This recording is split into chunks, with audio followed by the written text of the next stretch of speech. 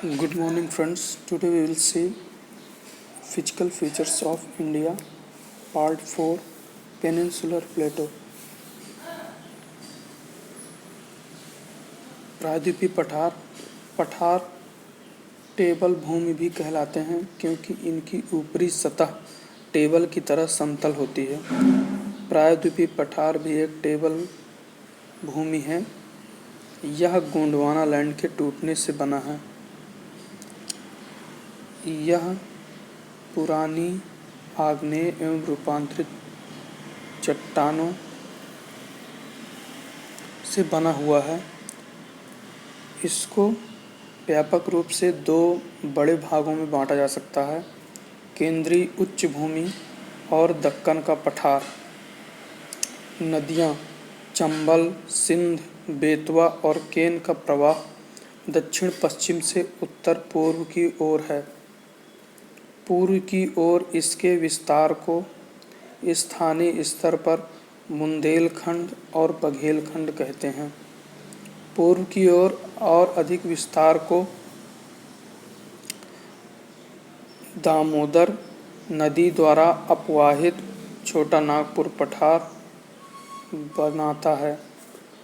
पश्चिमी घाट और पूर्वी घाट दक्कन के पठार के क्रमशः पश्चिमी और पूर्वी किनारों को बनाते हैं।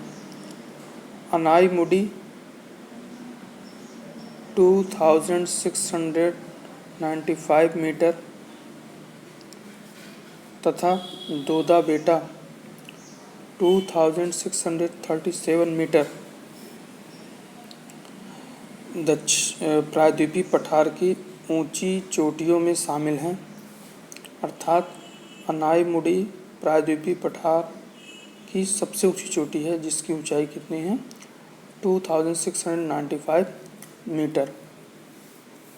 वहीं पूर्वी घाट की ओर देखें तो पूर्वी घाट की सबसे ऊंची चोटी महेंद्रगिरी है, जिसकी ऊंचाई है 1501 मीटर।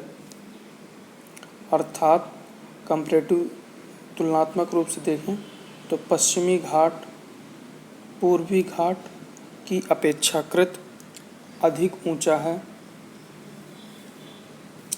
प्रायद्वीपीय पठार की एक अन्य विशेषता यहाँ पाई जाने वाली काली मिट्टी है, जिसे दक्कन ट्रैप के नाम से जानते हैं। यह दक्कन ट्रैप काली मिट्टी आग्नेय चट्टानों के लंबे समय से निरवृत्त होने के फलस्वरूप निर्मित हुआ है। आइए देखते हैं अगली भौतिक विशेषता, अगला फिजिकल फीचर्स। इंडियन डेजर्ट, भारतीय मरुस्थल।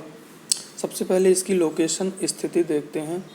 यह अरावली पहाड़ियों के पश्चिमी किनारों पर पश्चिमी ओर स्थित है।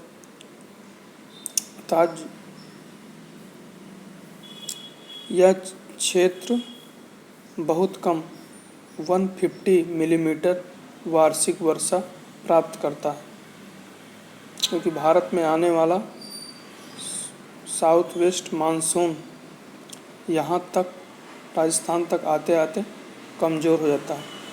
दूसरा, जो साउथ ईस्ट से आने वाला मानसून भी सबसे लास्ट पड़ता है, इसलिए यहाँ पर बारिश कम हो जाती है। कम वनस्पति के कारण, कम वर्षा के कारण यहाँ पर पाई जाने वाली वनस्पति बहुत ही अल्प मात्रा में है तथा यह एक शुष्क जलवायु एरिड क्लाइमेट वाला क्षेत्र बन गया है। इस क्षेत्र की एकमात्र बड़ी नदी लूनी है।